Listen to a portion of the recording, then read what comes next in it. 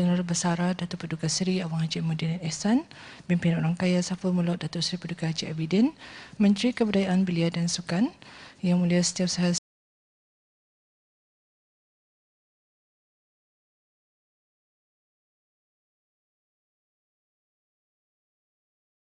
Astaghfirullahalazim, astaghfirullahalazim, alladzi la ilaha illa huwal hayyul qayyum wa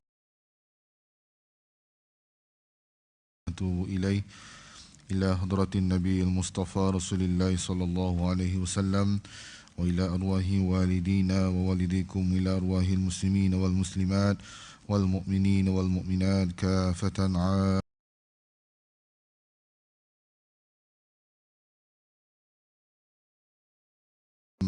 الفاتحة. أعوذ بالله من الشيطان الرجيم. بسم الله الرحمن الرحيم.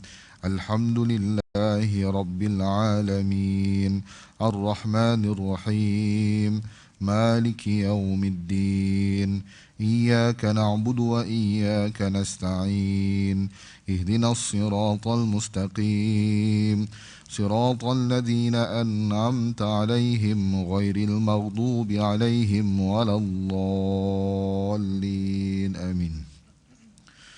آمين. بسم الله الرحمن الرحيم. الحمد لله رب العالمين والصلاة والسلام على أشرف الأنبياء والمرسلين سيدنا مولانا محمد وعلى آله وصحبه أجمعين. اللهم صل صلاة كاملة وسلم سلاما تاما على سيدنا محمد الذي تنحل به العقد وتنفرج به الكرب وتقضى بالحوائج وتنال به الرغائب وحسن الخواتم ويستسقى الغمام بوجهه الكريم وعلى آله وصحبه في كل لمحة ونفس بعدد كل معلوم برحمتك يا أرحم الراحمين. اللهم أنت ربي لا إله إلا أنت خلقتني وأنا عبدك وأنا على عهدك ووعدك ما استطعت أعوذ بك من شر ما صنع أبوء لك بنعمتك علي وأبوء بذنبي فاغفر لي فإنه لا يغفر الذنوب إلا أنت لا إله إلا أنت سبحانك إني كنت من الظالمين لا إله إلا أنت سبحانك إني كنت من الظالمين لا إله إلا أنت سبحانك إني كنت من الظالمين. نعوذ بكلمات الله التامات من شر ما خلق نعوذ بكلمات الله التامات من شر ما خلق نعوذ بكلمات الله التامات من شر ما خلق. بسم الله الذي لا يضر مع اسمه شيء في الأرض ولا في السماء وهو السميع العليم. بسم الله الذي لا يضر مع اسمه شيء في الأرض ولا في السماء وهو السميع العليم. بسم الله الذي لا يضر مع اسمه شيء في الأرض ولا في السماء وهو السميع العليم. بسم الله والحمد لله محمد رسول الله لا قوة إلا بالله. بسم الله على ديننا وأنفسنا بسم الله على أهلنا وأموالنا بسم الله على كل شيء أعطانا ربنا بسم الله خير الأسماء بسم الله رب الأرض والسماء بسم الله الذي لا يضر مع اسمه داء. بسم الله افتتحنا وبالله اختتمنا وعلى الله توكلنا تحصنا بذي العزة والجبروت واعتصمنا برب الملكوت وتوكلنا على الحي الذي لا يموت. اللهم إنا نعوذ بك من البرص والجنون والجذام ومن سيء الأسقام. اللهم اصرف عنا وعن سلطاننا وبلادنا وجميع المسلمين في كل مكان البلاء والوباء والطعن والطاعون وسائر الأمراض وقنا شر الردى بلطفك يا لطيف يا خبير إنك على كل شيء قدير. اللهم اصرف عنا وعن سلطاننا وبلادنا وجميع المسلمين في كل مكان البلاء والوباء والطعن والطاعون وسائر الأمراض وقنا شر الردى بلطفك يا لطيف يا خبير إنك على كل شيء قدير. اللهم اصرف عنا وعن سلطاننا وبلادنا وجميع المسلمين في كل مكان البلاء والوباء والطعن والطاعون وسائر الأمراض وقنا شر الردى بلطفك يا لطيف يا خبير إنك على كل شيء قدير. Wa sallallahu ala sayyidina Muhammad wa ala alihi wa sahbihi wa sallam. Walhamdulillahi rabbil alamin. Amin, amin, ya Rabbal Alamin. Seterusnya, majlis dengan hormatnya mempersilakan Yang Berhormat Menteri Kesihatan untuk memulakan sidang media pada petang ini. Bismillahirrahmanirrahim. Alhamdulillah Rabbil Alamin.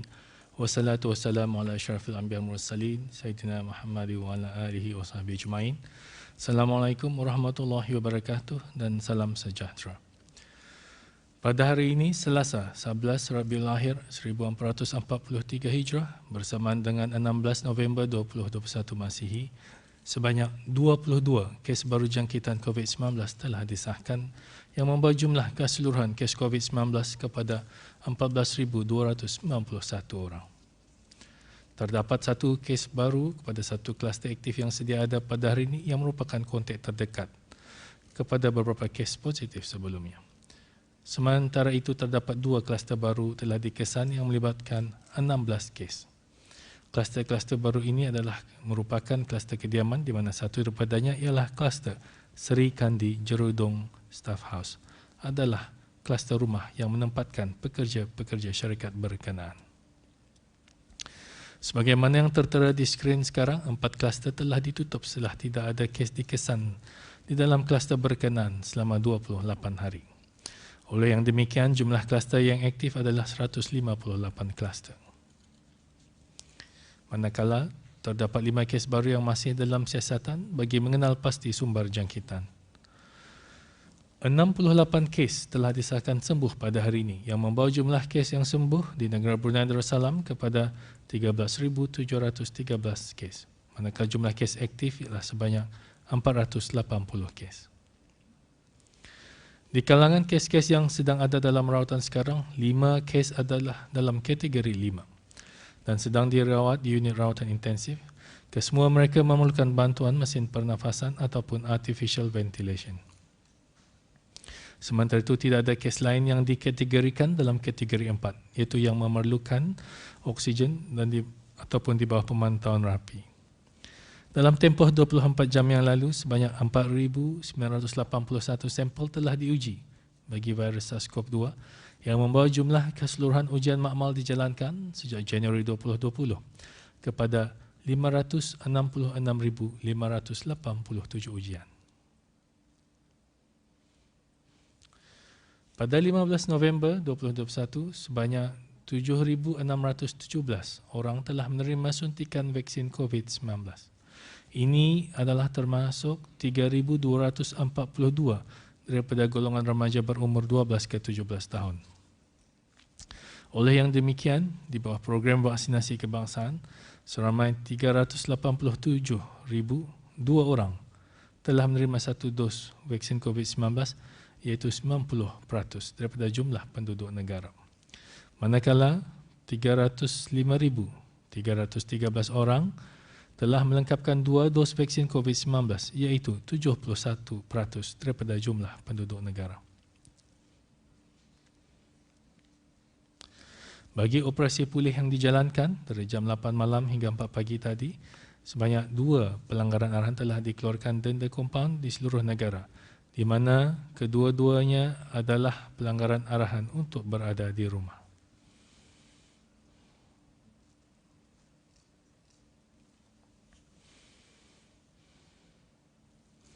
Marilah kita saling ingat mengingati dan sama-sama menjalankan tanggungjawab masing-masing sebagai rakyat dan penduduk negara Brunei Darussalam untuk sentiasa mematuhi segala arahan-arahan yang dikeluarkan dalam memastikan fasa peralihan nanti akan berjalan dengan lancar. Mudah-mudahan Allah SWT akan sentiasa melindungi kita ni semua dan dijauhkan dari segala mara bahaya. Amin. Amin. Ya Rabbal Alamin. Sekian, terima kasih. Seterusnya adalah kenyataan daripada Yang Berhormat Menteri Kebudayaan, Belia dan Sukan. Majlis dengan hormatnya mempersilakan. Terima kasih.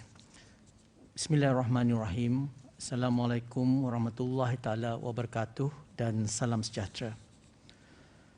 Kementerian Kebudayaan Belia dan Sukan ingin memaklumkan mengenai pembukaan semula fasilitis dan premis yang berkaitan dengan bidang tugas kementerian ini, iaitu fasiliti-fasiliti sukan awam dan swasta, muzium-muzium, galeri-galeri pameran, perpustakaan dan pusat-pusat kegiatan warga emas di seluruh negara susulan kenyataan media Jabatan Perdana Menteri pada hari Selasa 4 Rabiul Akhir 1443 bersamaan 9 November 2021 bagi mengumumkan permulaan fasa peralihan di bawah rangka kerja Pelan Pemulihan Kebangsaan COVID-19 pada hari Jumaat 14 Rabiul Akhir 1443 bersamaan 19 November 2021.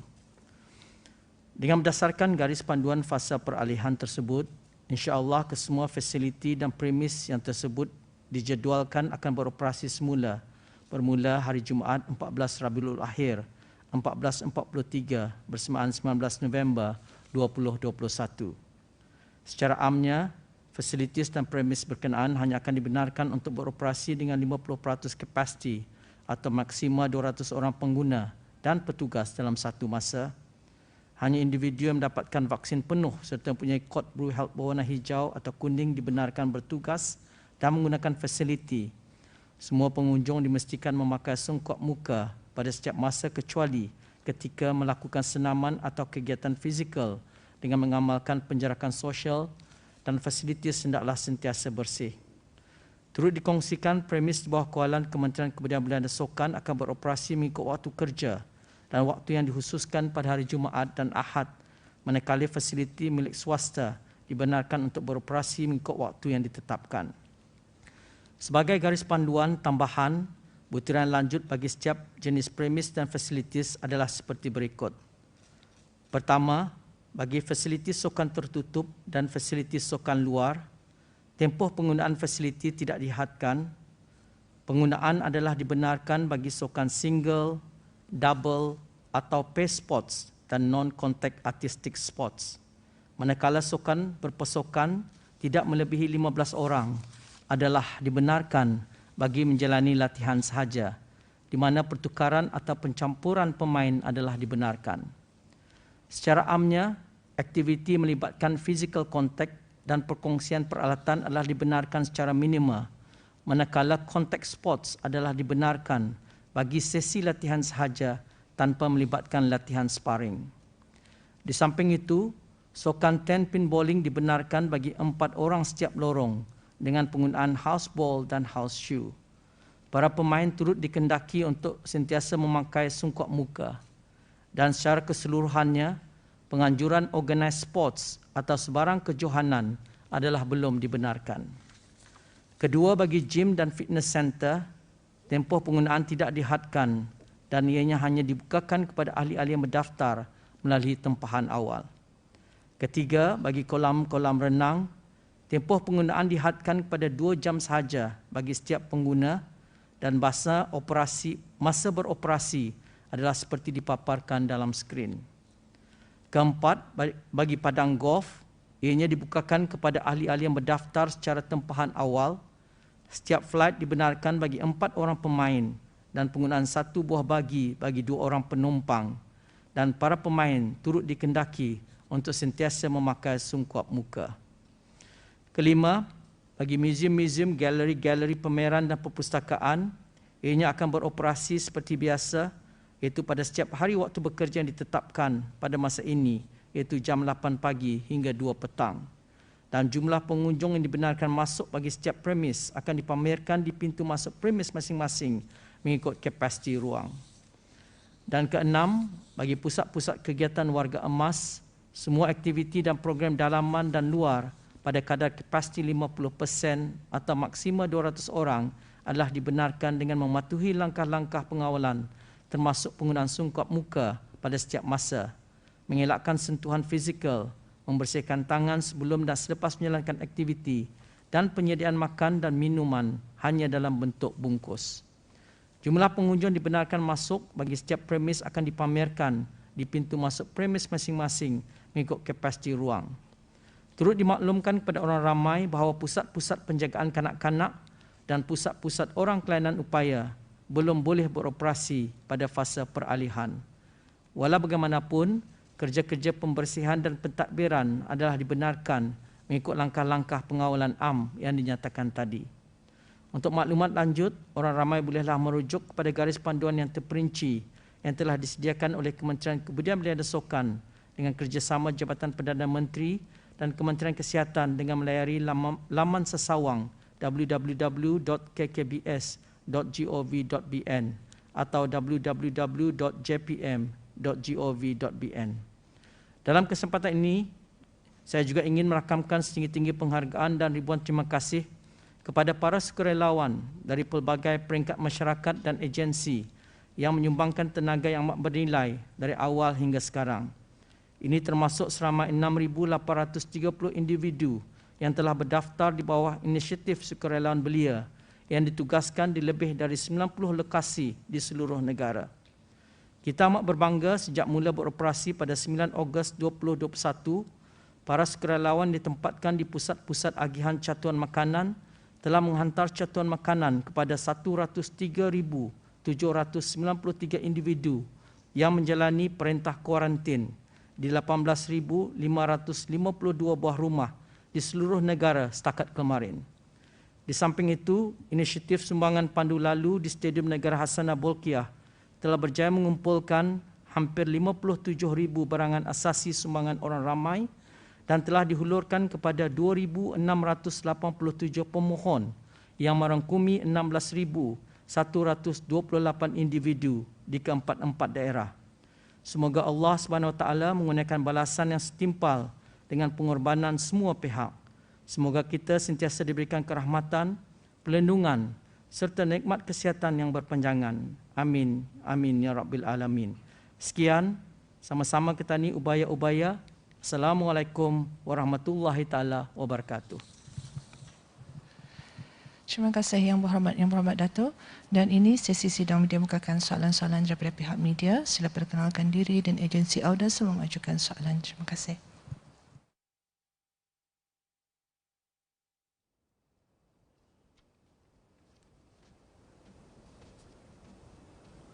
This is James from Borneo Bulletin. Good afternoon to Yang Berhormat Dato', Minister of Health, Yang Berhormat Dato', Minister of Culture and Sport. My first question is for the Minister of Health.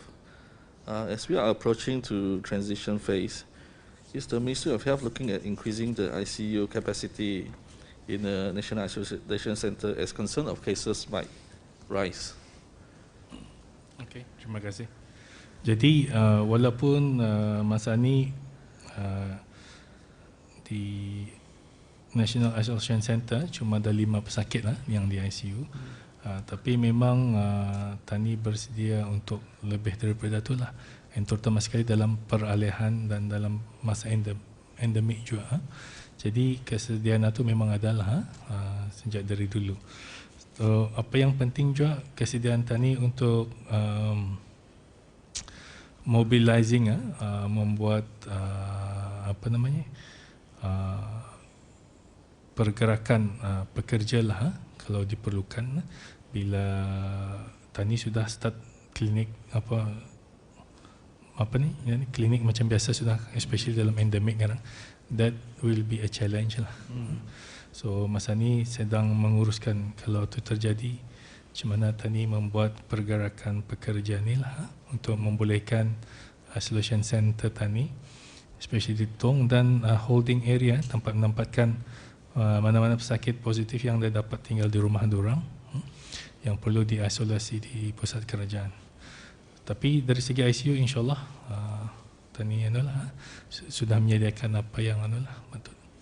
So mungkin masa ni ada penambahbaikan juga akan dibuat di sana. So insyaAllah. Today we have recorded some of the lowest cases, 22 only. Can Datuk maybe comment about this? Jadi alhamdulillah, Tani bersyukur. Jadi apa jua usaha kerajaan dan masyarakat semua dalam sama-sama berganding bahu dalam mengawal penularan ini, ia menampakkan keberkesanannya lah. Dari hari ke hari ia akan makin menurun. Jadi Tani mengucapkan terima kasih kepada orang ramai lah, kerana kalau orang terendah di rumah, ia akan terkawal lebih cepat lah. So dan cuma tu je pekerja-pekerja asing bila mengalami macam rasa anda baik demam tu, orang mesti cepat-cepat membuat pemeriksaan. Kerana dalam 2-3 minggu ni kes-kes itu yang banyak ni dari dormitory lah. So my next question is for the Minister of Culture and Sport. With the restriction in sport for a few months already, how is the impact for national athletes in preparation for their tournament next year? Terima kasih Ông James atas soalan yang diajukan mengenai dengan latihan our atlet kebangsaan. Tidak dapat dinafikan bahawa impak COVID-19 sedikit sebanyak telah menjejaskan latihan para atlet kebangsaan kita ni physically lah, secara fizikal mempunyai impak yang besar.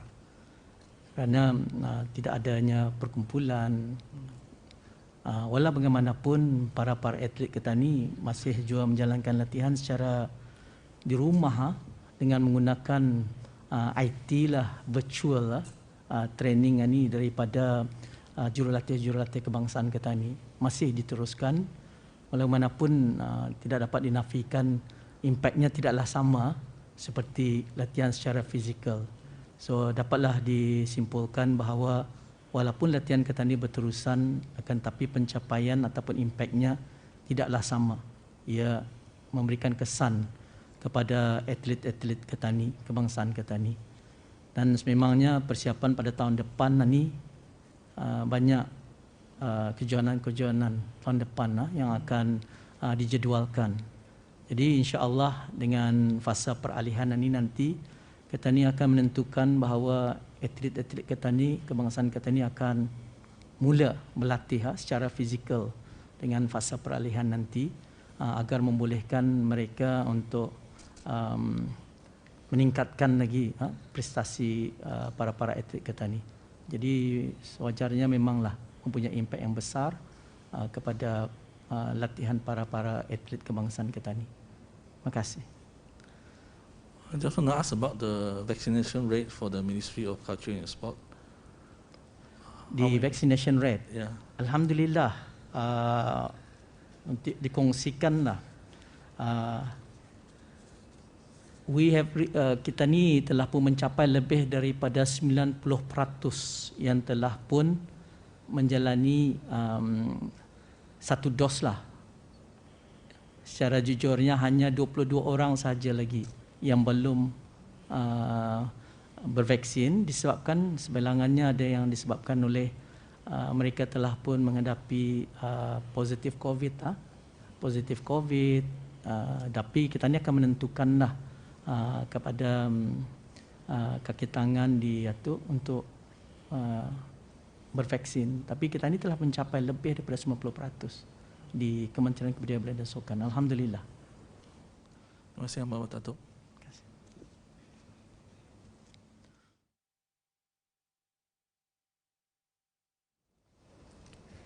Assalamualaikum warahmatullahi wabarakatuh. Yang berhormat Datuk, I am Rasidah from the school.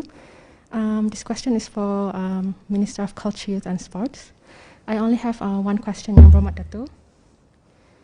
How many applications has KKBS received for welfare assistance by family affected by financial hardship during the second wave? Okay. Terima kasih Yang Rashidah. Ini itulah mengkali ingin saya kongsikan memang kita ni dapat memantau ni melalui sistem SKN. Alhamdulillah dengan adanya sistem SKN ni ya kita ni akan dapat memantaunya. Akses satu sudah ada. Tapi kita ni perlu ingat bahawa ianya adalah satu sistem sahaja. Okay. Ianya sistem akan tetapi proses-prosesnya tu akan dilaksanakan bukan saja di peringkat Kementerian Kebudayaan dan Sukan kerana permohonan ini boleh melalui kepada JAPIM dan juga kepada MUHIB. Saya ingin mengongsikan statistik yang telah pun memohon melalui SKN ini. Pada keseluruhannya semenjak pada tahun lepas lah dan saya akan pergi kepada semasa second wave ni lah. Yang telah pun memohon melalui sistem SKN yang membuat pendaftaran adalah sejumlah 24,494 pendaftaran. dan yang telah pun memohon untuk bantuan ialah sejumlah 20,553, iaitu 84% daripada yang mendaftar telah pun membuat permohonan.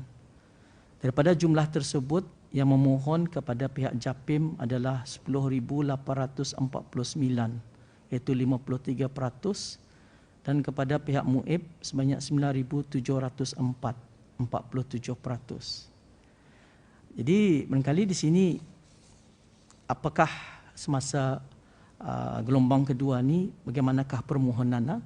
Ini mengongsikanlah statistik semenjak pada bulan Ogos yang lepas semasa gelombang kedua sebanyak 4,780 permohonan,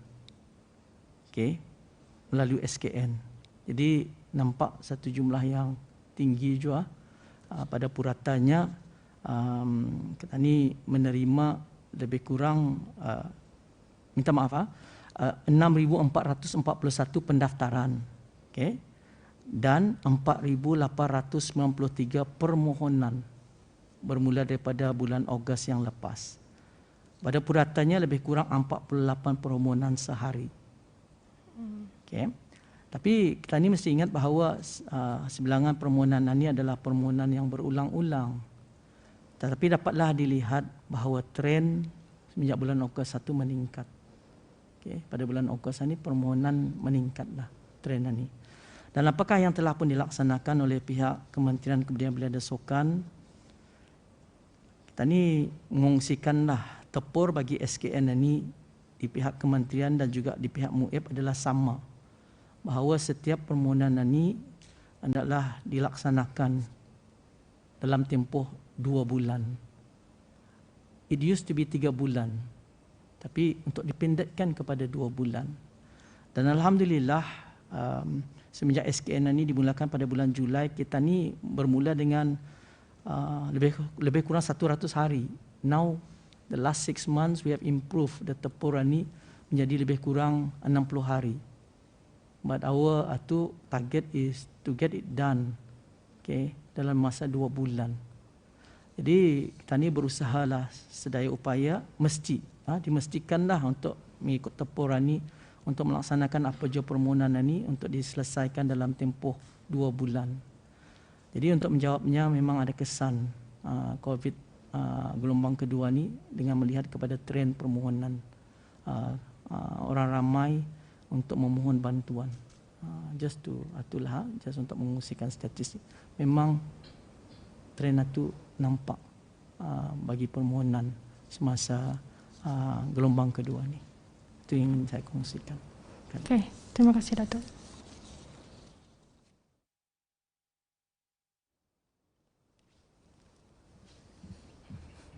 Jabatan Yang Berhormat Yang Menteri, saya Nelisa dari Bruneian.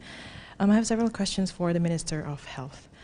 First question is, regarding resuming back to work at the office while observing SOPs, according to the guideline, only staff with 2 doses are allowed to enter premises. How about those who are yet to receive their second jab at a later date? Tapi if they enter the office, they have to perform the ART test daily. Will that be allowed, Yang Berhormat? Okey, terima kasih. I think apa yang dinyatakan oleh Menteri di Jabatan Perdana Menteri dan Menteri Kewangan kedua baru-baru ini, yang mana JPM hanya membenarkan orang bervaksin 2 dos komplit.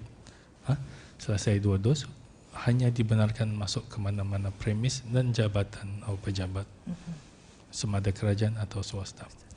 Jadi kalau melanggar arahan ini, ia boleh didenda, dikumpang di bawah atap penyakit berjangkit masih. Second question, Berhormat. Regarding complete doses of the COVID-19 vaccine, which we understand it is after receiving 2 doses, Kanta. So for clarification, Yang Berhormat, since we are now administering 3rd jab to the people, does that mean the definition of complete dose is now after receiving 3 doses, or macam mana, Yang Berhormat? Complete dose masih 2 dos saja. Okay. So apa jua jenis vaksinnya lah setengah tadi. Memang 2 dos ya. Final question. For expecting mothers, during transition phase, can the husbands join and assist their wives during labor, given that they are fully vaccinated and performed PCR or ART test prior? Okay. Jadi peralihan ni maksudnya bukan ada COVID Jadi kekhawatiran itu masih ada lah. Jadi buat masa ni terutama sekali bahagian Jabatan Obstetric and Gynae di mana orang bersalin di sana masih belum membenarkan suami untuk masuk. Dan seperti saya terangkan terdahulu, so di sana banyak yang dijaganya, ibu mengandung atua, anak yang baru lahir dan pekerja nurse dan bidan yang di sana. So kebanyakan yang masuk ni terus masuk dari rumah ni. Jadi akan membuat antigen test berabot-rabot itu tengah akan payahkan. So buat masa ini belum dapat lah.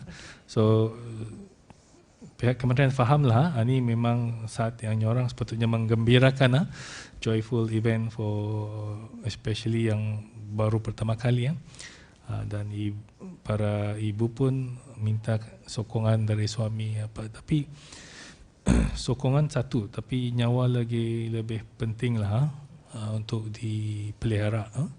Jadi saya harap para ibu bersabarlah. Ada satu masa nantilah ia akan dibenarkan. Terima kasih Yang Berhormat.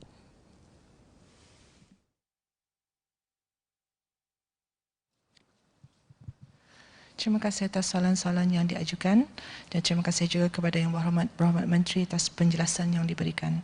Dan ini kita tutup sidang media pada petang ini dan sekali lagi mengucapkan ribuan terima kasih kepada semua dan rakan-rakan media yang hadir. Sekian, wabillahi taufiq wal hidayah. Wassalamualaikum warahmatullahi wabarakatuh.